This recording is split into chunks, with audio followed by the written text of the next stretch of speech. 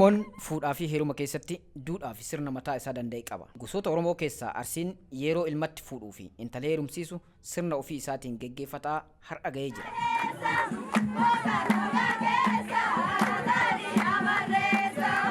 Akka Oromoo Arsitti ilmi umriin isaa fuudhaaf ga'e tokko intala eddoo cidhaatti bakka isiin qoraan cabsitutti akkasumas yeroo isiin bishaan waraabdu suuta jedhee osoo hin jeeqin laallata.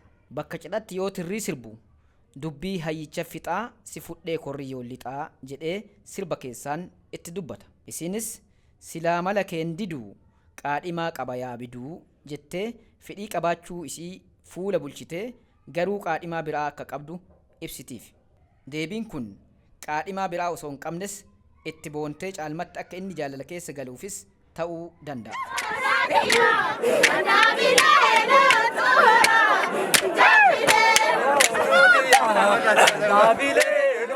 Mucaan intala jaalate tana hanga gosa isii, gosa haadha isii fi duraa duuba isii sirritti qoratutti hariiroo kamiyyuu waliin uumuun dhorgaadha.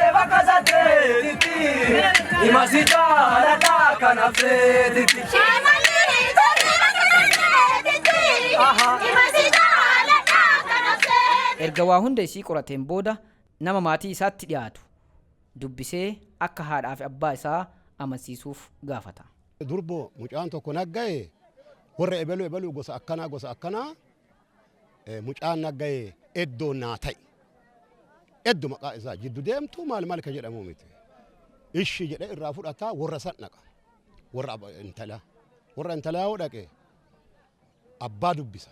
Nagaa bultanii barcumaa kennaniif hin taa'a. Yoo taa'e maarree Arsituun ergate ebaluuti ilma itti ga'e mucattii tee naa kenni. Fardaan yaabbadhaa qawween qabadhaa firaan baafadhaa jedhaan. Abbaan itti san gaafate.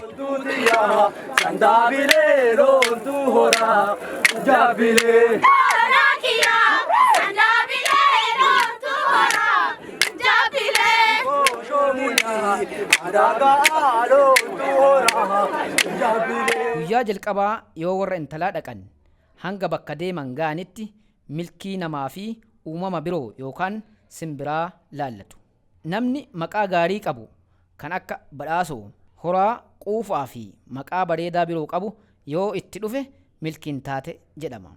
Dubartiin aannan qabattee deemtu yoo karaa irratti itti dhufte milkiin guutuu ta'uu agarsiisa. Gama biraatiin simbirti karaa harka mirgaa irraan sagalee yoo dhageessifte milkiin toluu waan agarsiisuuf intalti kadhaaf deeman tun gurbaa kanaaf ni taati jedhamee sirni kadhaa itti fuufa.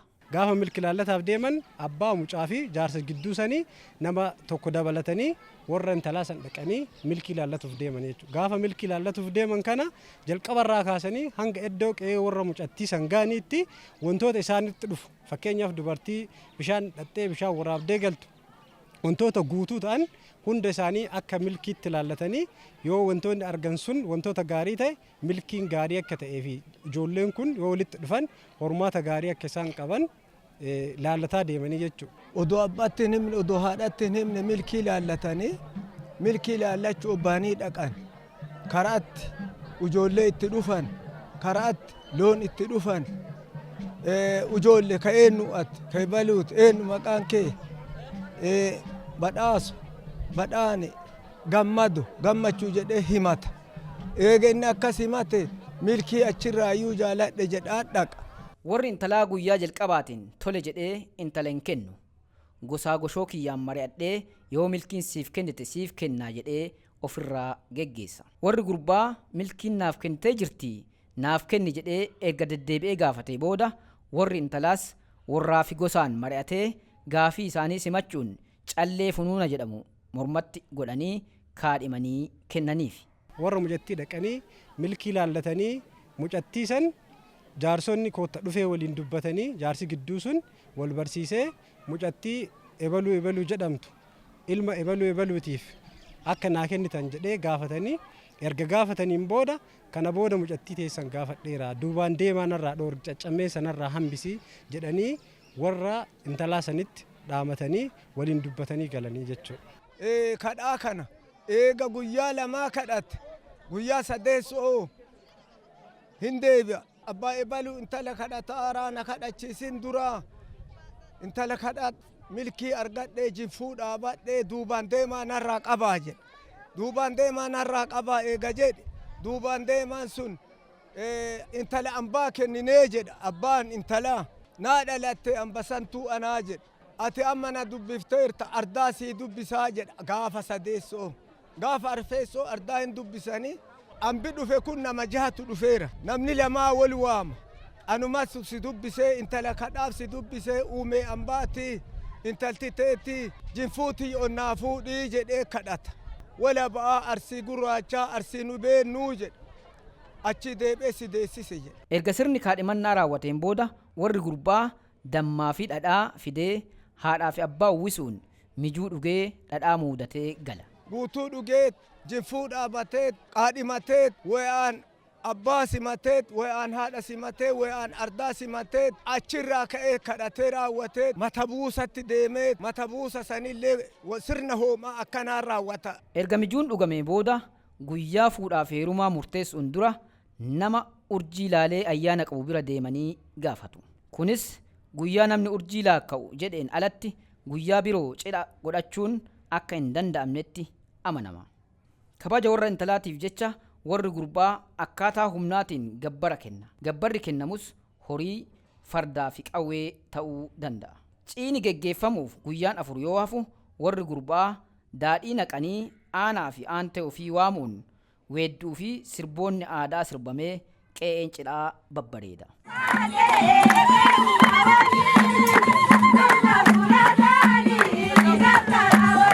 Guyyaa cidhaa ilmi fuudhu waddeessa qabatee meedhicha godhatee abbaa, jaala, halangichaa fi jaarsa gosaa waliin ta'uun sirni badaafannaa geggeeffamee ashoo ashilaa jechuun dubartoonni faarsanii geggeessu.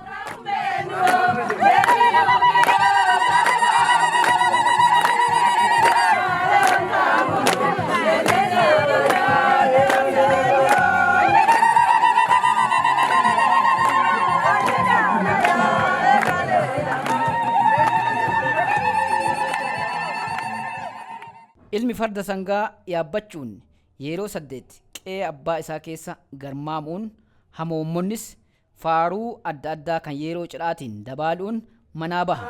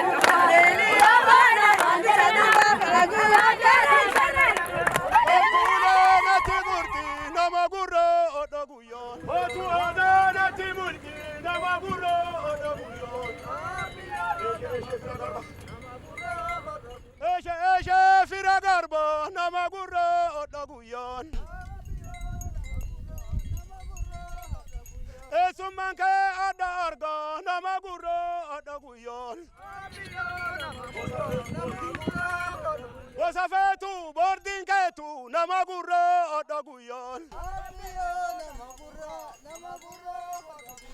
Ilma fetu lerin ketu nama gurro odoguyon. Wabaja ogayole. Ayayabo anadete bajole man. Wabaja ogayole. La tukobe inimisu bajole man. Wabaja ogayole. Ayamasgini kilisu bajole man. Wabaja ogayole. Kutesi dufe. Kutina foi. Hello. Balamayu. Kaya kiya hadme.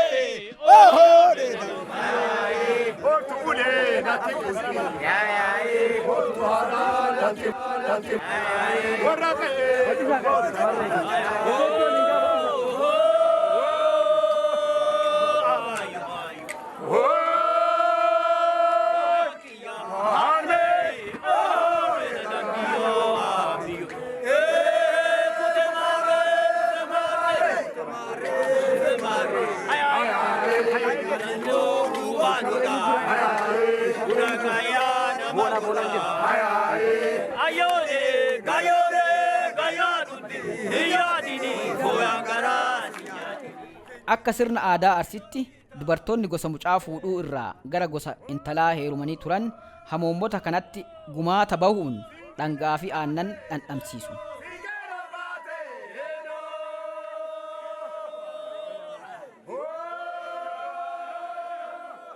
Hamoommonni erga nyaatee dhugee booda abbaa hoo jarjaraa nagalchi aduun galgalaa jedhee warra intala heerumsiisuuf hamoommata.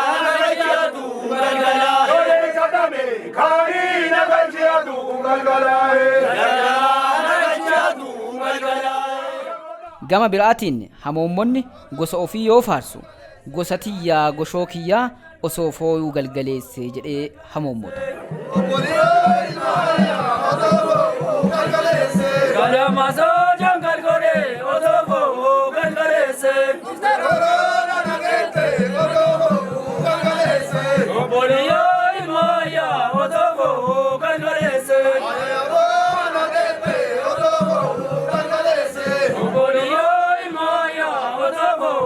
Sirna kana keessatti warri intalaa fi gurbaa fuudhuu gabatee tokko irraa daadhii waliin dhuganii buna duudaa afaan wal kaa'uun jaalala waliif ibsu.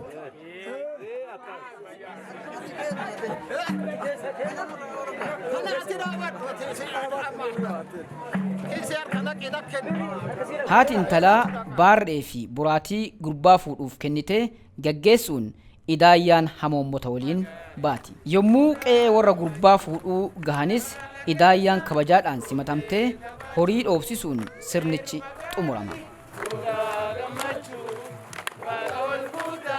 Akkuma beekamu aadaan uummata kanaa roorroo asiin dura gaggeeffamaa ture karaa garaagaraatiin babbadee ture. Aadaa kana bakka itti deebisuuf dhalli ammaa kun akka hubachuu danda'u jalqaba uummanni Oromoo keessaa uummanni Taawaayyuu kun wanni inni beeku sirra jiraatu bakka seenaan biyya biraatii badetti qal'aan isiitu kan jirtu uummata kana harka jirti jechuudha.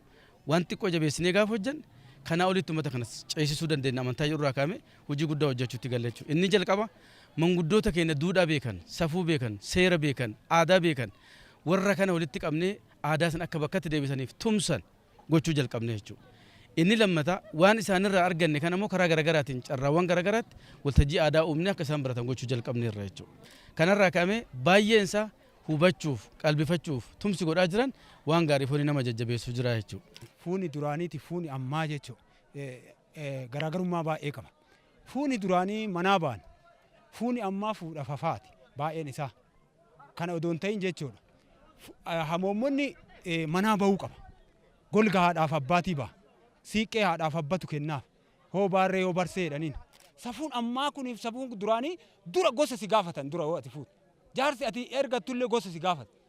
Gosaan seeraan akkasiin baanii jechuudha. Safuu akkanaa qaba ulfina akkanaa qaba ciini eenyu seeraan baataa jechuudha. Hoo baarree hoo barsee jechuudha. Hoo barree hoo barsee jechuun mucattiin ta'ee ammaan booda mucattiin ta'ee akka miidhamnee jedhanii gosa kennan. Mucattii gosaaf kennanii jechuudha. Gosaa balloo isaatti fudhatee amma mucattii.